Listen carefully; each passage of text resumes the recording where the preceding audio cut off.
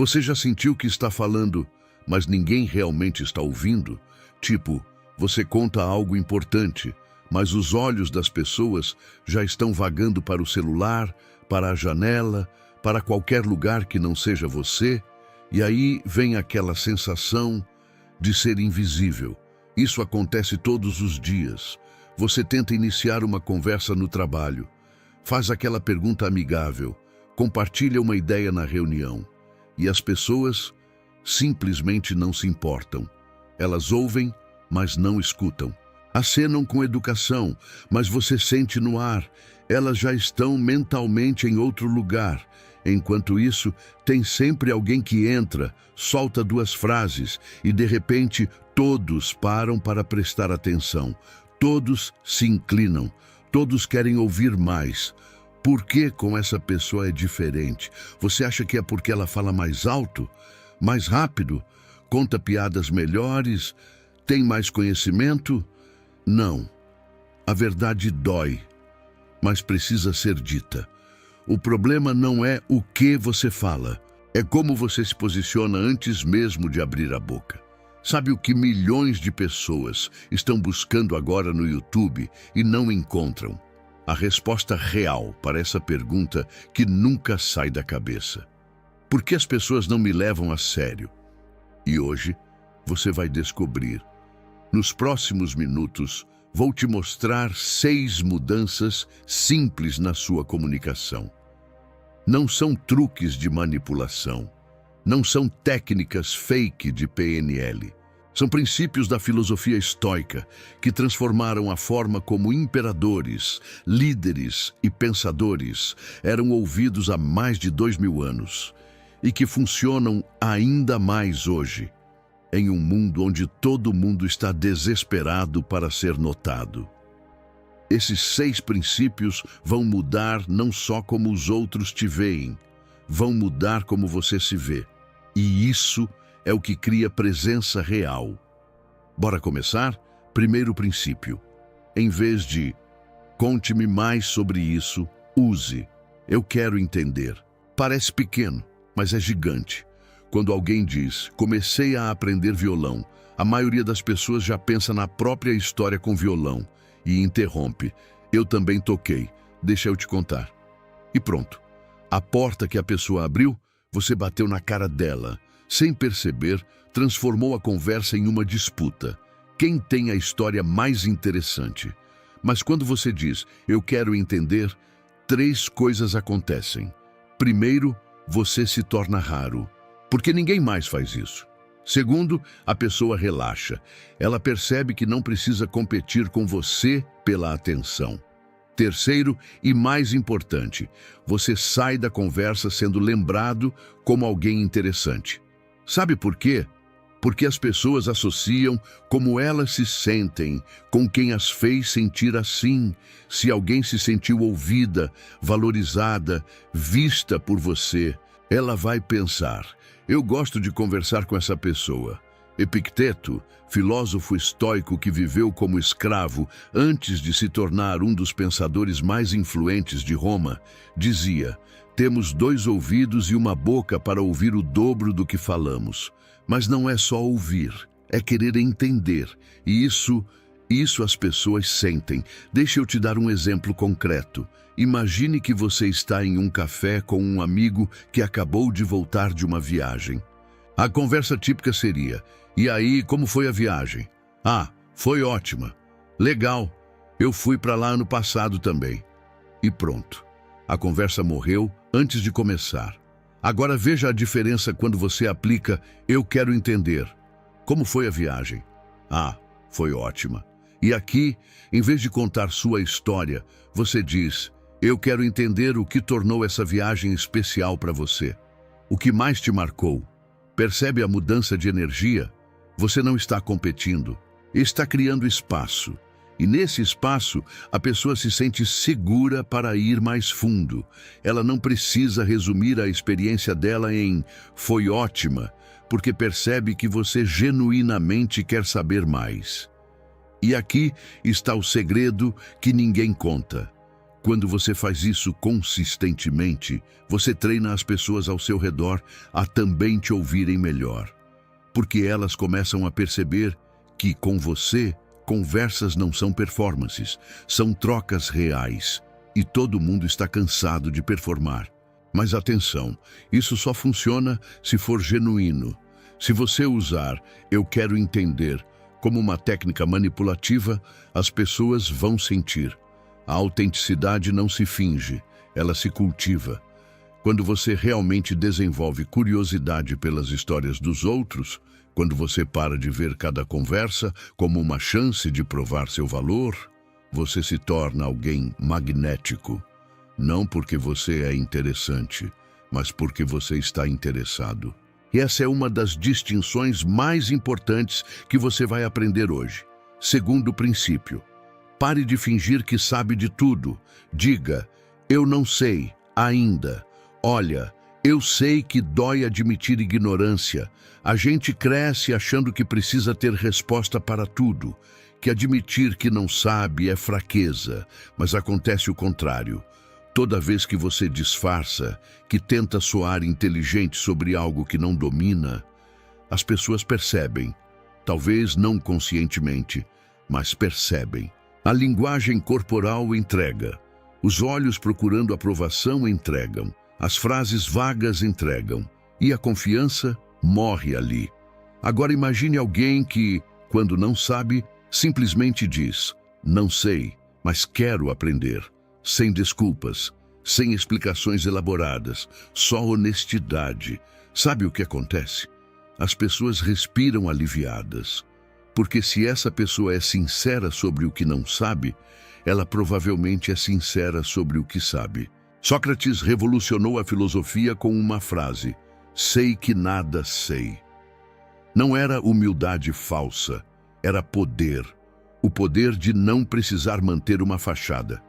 Quando você aceita seus limites, você para de desperdiçar energia tentando parecer alguém que não é. E essa energia, ela vaza para fora como autenticidade. E autenticidade é magnética.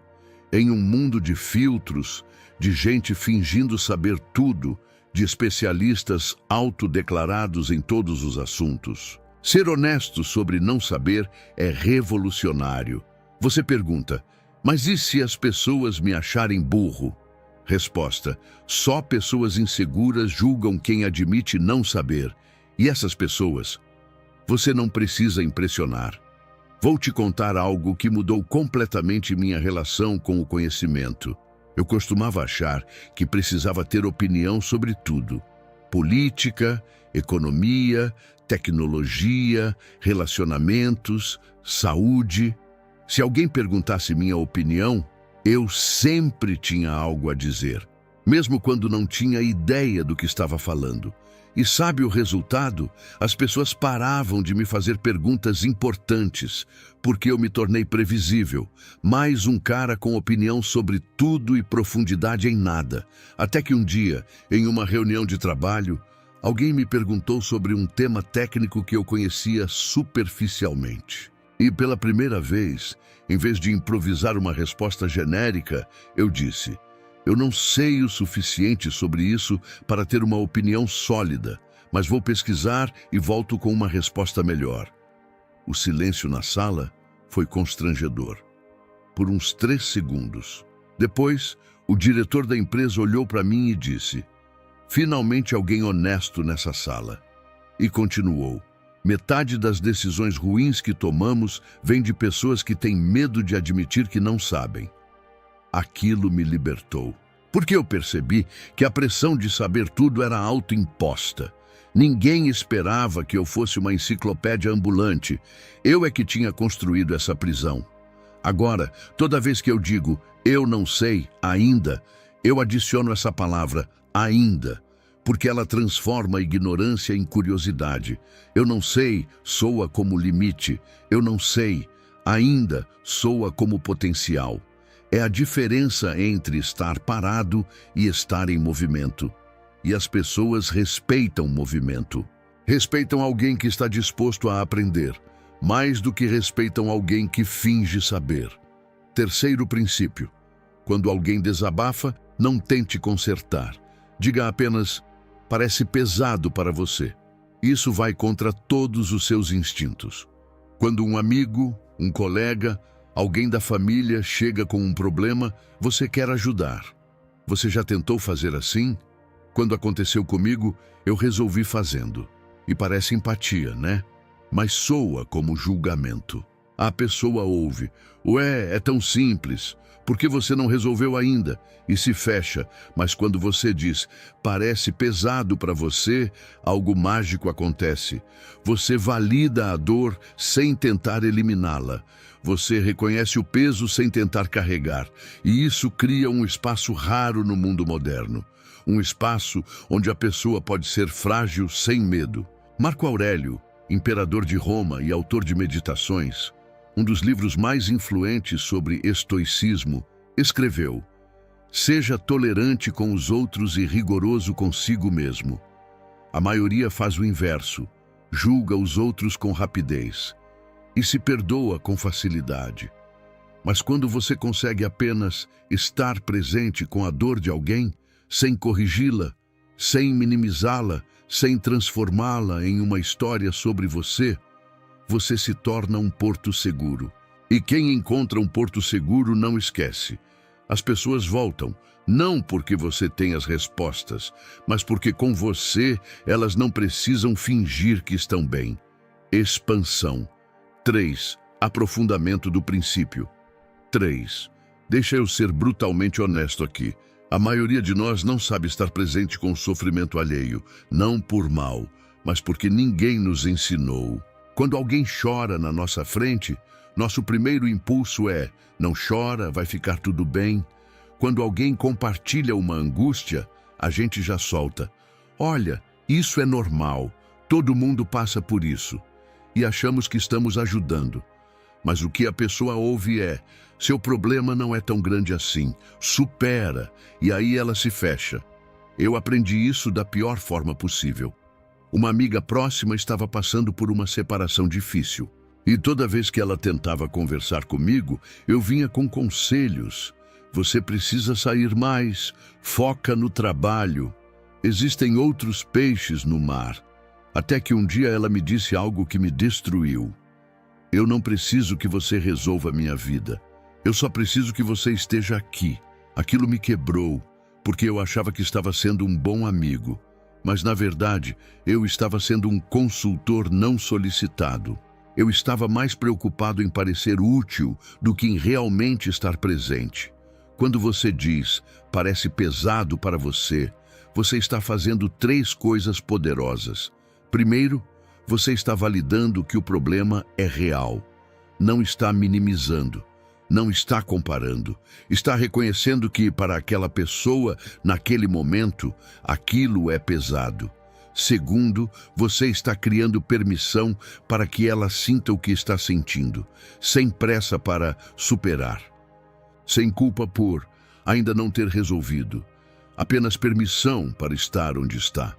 Terceiro, você está dizendo: eu não vou te abandonar só porque você não está bem. E isso, meu amigo, isso é raro. Vivemos em uma cultura que celebra força e esconde fragilidade. Todo mundo postando conquistas, sorrisos, viagens. Ninguém postando às 3 da manhã, acordado com ansiedade.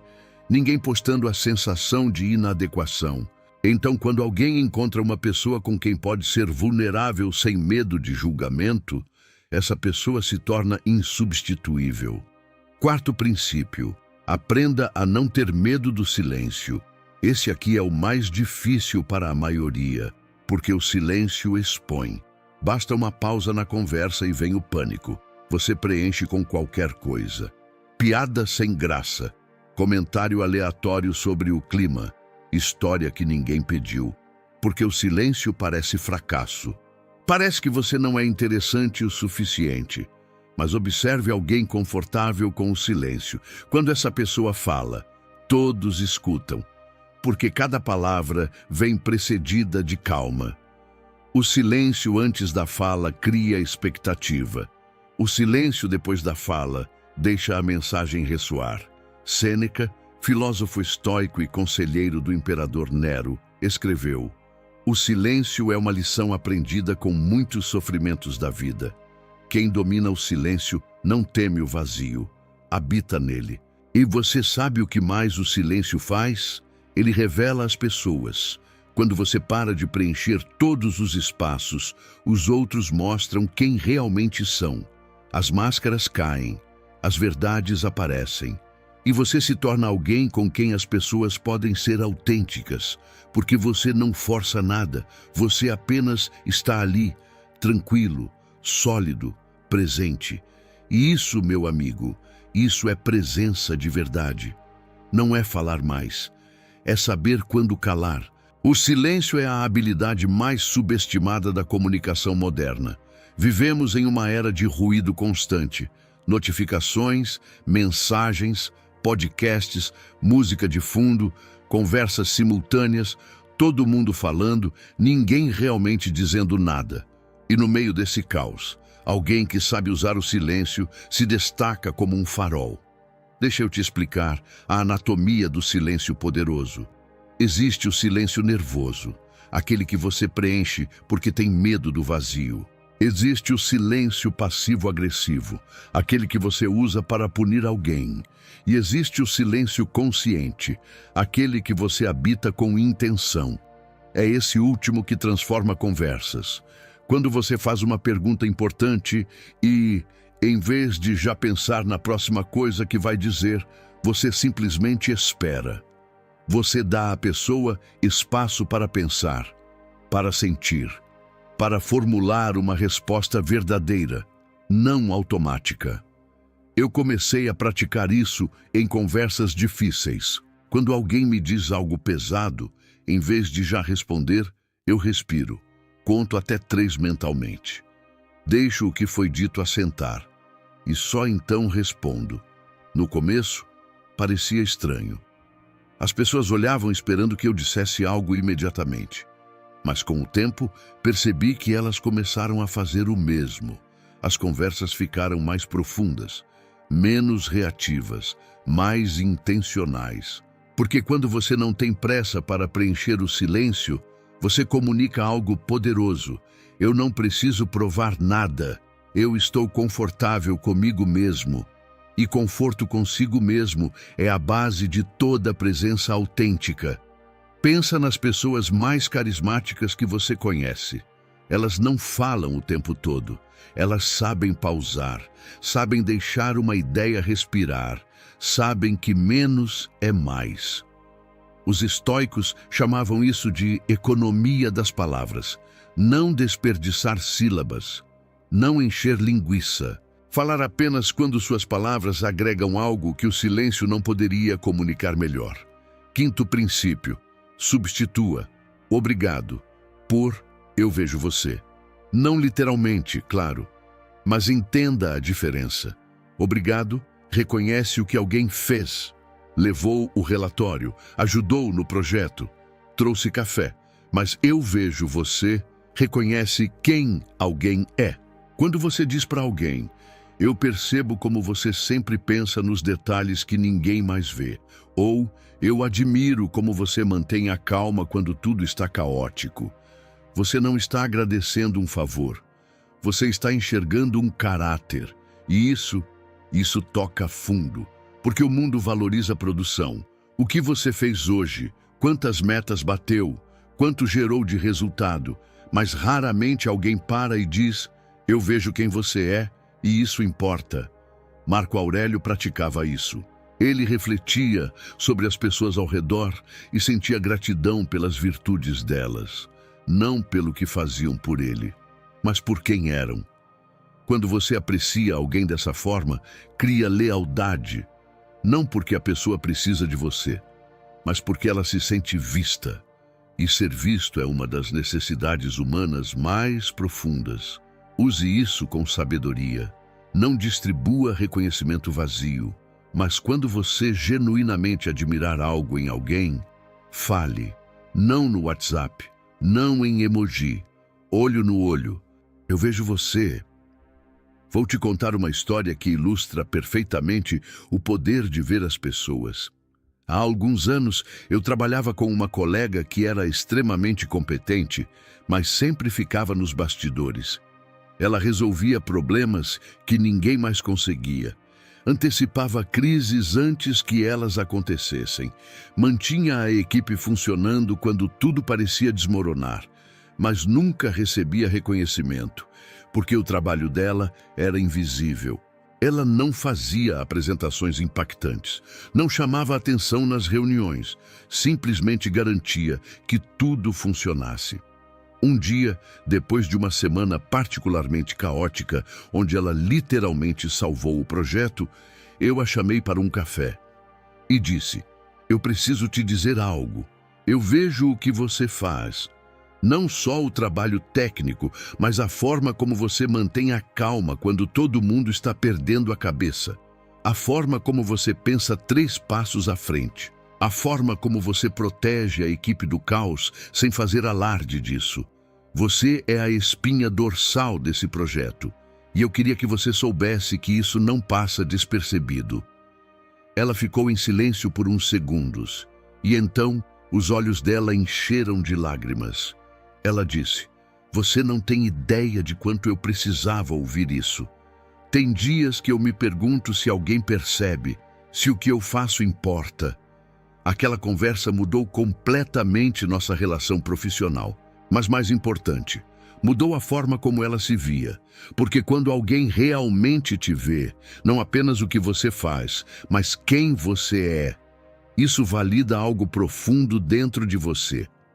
A diferença entre "obrigado por enviar o relatório" e "eu admiro sua dedicação aos detalhes" é abissal. O primeiro reconhece uma tarefa, o segundo reconhece uma virtude. E virtudes são o que definimos como nosso caráter. Quando você aprende a enxergar e nomear as virtudes das pessoas ao seu redor, você se torna alguém raro. Porque a maioria está tão focada em si mesma, tão ocupada tentando ser vista, que esqueceu de olhar para os outros. Mas aqui está o segredo. Quanto mais você vê os outros genuinamente, mais você é visto. Não porque você está buscando reciprocidade, mas porque sua capacidade de enxergar profundamente revela quem você é. Revela alguém consciente, presente, atento ao que realmente importa. E isso, por si só, atrai as pessoas certas para a sua vida. Sexto e último princípio. A palavra mais curta e mais libertadora: não. Quantas vezes você já disse sim quando cada célula do seu corpo gritava não? Alguém pede seu tempo, sua energia, sua presença, e você, com medo de parecer rude, de magoar, de ser rejeitado, diz sim. Mas cada sim sem convicção é um não silencioso para você mesmo, para sua paz, para seus objetivos, para o que realmente importa. Os estoicos ensinavam que autodomínio começa quando aprendemos a dizer não. Porque sempre que você evita o conflito externo para não desagradar alguém, você cria um conflito interno que te corrói. Dizer não com calma e firmeza é um ato de respeito próprio. E aqui está o paradoxo. Quanto mais você diz não, mais as pessoas valorizam seu sim. Quando alguém sabe que você é capaz de recusar, sua presença ganha peso. Você deixa de ser aquela pessoa sempre disponível, sempre dizendo sim para tudo, e passa a ser alguém intencional, alguém que escolhe onde estar e com quem estar. Limites não afastam pessoas, filtram, afastam quem só queria sua disponibilidade e aproximam quem respeita seu espaço. Vou te ensinar algo que levei anos para aprender. A maioria das pessoas tem mais medo de dizer não do que de se sacrificar. Pensa nisso. Você aceita convites que não quer aceitar. Assume responsabilidades que não são suas. Doa tempo que não tem. Tudo porque dizer não parece mais ameaçador do que se esgotar. Mas aqui está a verdade brutal. Cada sim forçado é um tijolo na prisão que você mesmo constrói. Eu costumava ser a pessoa que nunca dizia não. Precisa de ajuda? Eu ajudo. Quer que eu fique até mais tarde? Claro! Pode marcar no meu único dia livre? Sem problemas. E eu achava que isso me tornava uma pessoa boa, confiável, valiosa. Até que um dia eu colapsei. Burnout completo. Não era apenas cansaço físico, era um vazio existencial. Porque eu tinha dito sim para tanta coisa que não importava, que não sobrou energia para o que realmente importava. A terapia me ensinou algo fundamental. Toda vez que você diz sim quando quer dizer não, você está comunicando ao mundo que suas necessidades não são importantes. Você está ensinando as pessoas a te desrespeitarem. Porque se você não respeita seus próprios limites, por que elas respeitariam? Então, eu comecei a praticar o não. No início, era desconfortável. Pessoas ficavam surpresas, algumas até ofendidas, porque elas tinham se acostumado com minha disponibilidade ilimitada. Mas sabe o que aconteceu? Duas coisas. Primeiro, as pessoas que realmente se importavam comigo respeitaram meus limites. Elas entenderam que eu precisava de espaço e nossa relação ficou mais saudável. Segundo, as pessoas que só queriam minha conveniência sumiram, e isso foi uma bênção. Porque eu percebi que muitas das minhas amizades eram transacionais. As pessoas não queriam minha companhia, queriam minha utilidade. Quando você aprende a dizer não, você cria uma equação poderosa. Seu sim passa a valer mais, porque as pessoas sabem que quando você está presente, você escolheu estar ali. Não está ali por obrigação, por culpa, por medo de desapontar. Você está ali porque genuinamente quer estar. E essa escolha consciente transforma a qualidade de todas as suas relações. Agora, deixa eu te dar um framework para dizer não sem culpa. Primeiro, não se explique demais. Não, não vai dar. É uma frase completa. Você não deve uma dissertação sobre por que está recusando. Segundo, não minta. Se não quer ir, não invente desculpa. Diga simplesmente que não está disponível ou que prefere não ir. Terceiro, não peça desculpas excessivamente. Desculpa, mas enfraquece seu não. Diga com firmeza e gentileza, mas sem se diminuir. E quarto, ofereça alternativa se quiser, mas não se sinta obrigado. Não posso agora, mas posso na semana que vem. Apenas se for verdade. Não use isso como muleta para suavizar o não. O não é libertador. É a palavra que protege sua paz, seu tempo, sua energia, sua saúde mental. E quando você protege isso, você se torna alguém mais inteiro, mais presente nas relações que realmente importam. Os estoicos sabiam disso. Marco Aurélio escreveu: aprenda a dizer não. Será mais útil para você do que ser capaz de ler latim. Porque preservar sua paz interior é mais valioso do que qualquer habilidade externa. Esses 6 princípios eu quero entender. Eu não sei ainda. Parece pesado para você. Habitar o silêncio, eu vejo você e não. Não são técnicas de manipulação, são reflexos de caráter. Eles não pedem que você atue, pedem que você seja presente.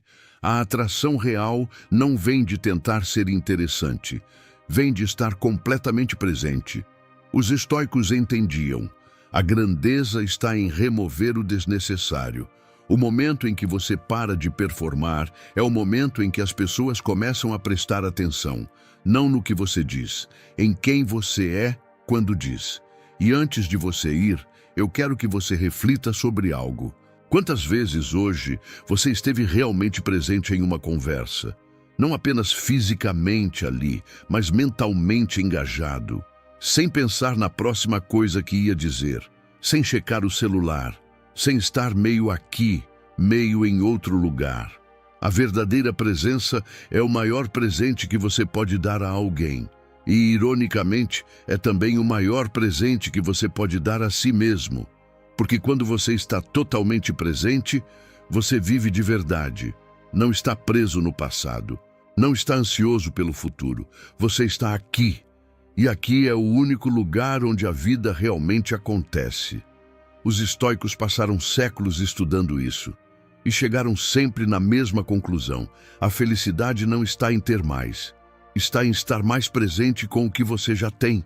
Então esses 6 princípios não são apenas sobre como os outros te veem, são sobre como você habita a sua própria vida, com mais consciência, mais autenticidade, mais presença.